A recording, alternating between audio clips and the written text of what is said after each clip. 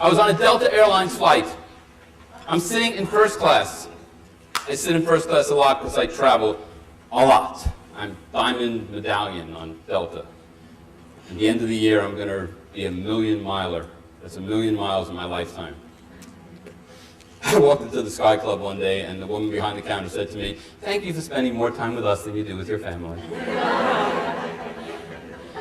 Anyway, I'm sitting in first class. The plane is half empty. The first class cabin is half empty. The coach cabin is half empty. The whole plane's half empty. The doors are closed. Nobody else is getting on the flight. There's a man, I'm sitting in the last row of first class. There's a man sitting about 2 rows in front of me on the right. And he calls over the flight attendant, and he says to the flight attendant, "Excuse me, my wife is sitting in coach, and I have an empty seat over here. Can I bring her up to sit in my empty seat?" Huh? At this point, everybody in first class is watching this flight. It's boring up there, you know. It's no great shakes, except they give you food. But we're all watching. Now, this flight attendant has 4 questions she needs to ask. First question. How'd this guy get away with having his wife sit in coach while he sat in first class? Never happened to me. I went to get on the flight once, I'm with my wife, and I look up at the screen, it says I'm upgraded. I turned to her and said, "You want to sit in first class?" She said, "What?" I said, "You want to sit in first class?" She said, "No, I want to sit with you." I said, "No, you can't sit with me. I'm sitting in first class. I got upgraded." She said, "So tell them you don't want the upgrade." I said, "I can't. They already took away my seat." So either you're sitting in first class or I'm sitting in first class. What do you think she said? I'm sitting in first class. You got that right. Second question. How will the other people in first class feel about it? After all, they paid a lot of money for these seats. Or they were upgraded because they're special people. Third question. How will the other people in coach feel about it? Hey, you let her go to first class. I want to go too. Fourth question. Is it against the rules? I don't know.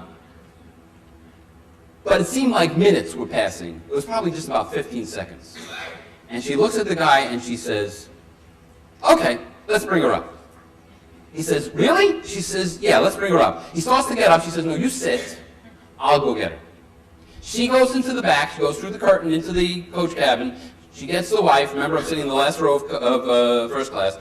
She goes through the curtain. She just passes me. The wife has a smile on her face from here to here. I look at the husband, who's now standing in the aisle. He's got a smile on his face from here to here. Well, everybody in the first class cabin had a smile on their face from here to here. She walks the wife over to the husband. She gives him a kiss.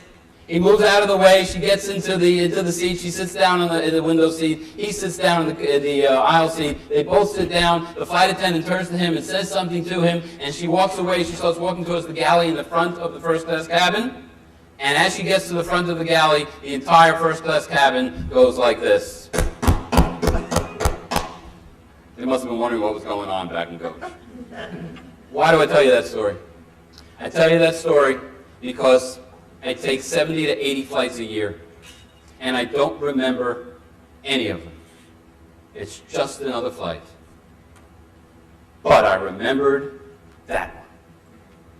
What memories are you creating for your customers? What memories are you creating for your students? What memories are you creating for your coworkers? What memories are you creating for the employers who are going to be hiring your people? What memories are you creating?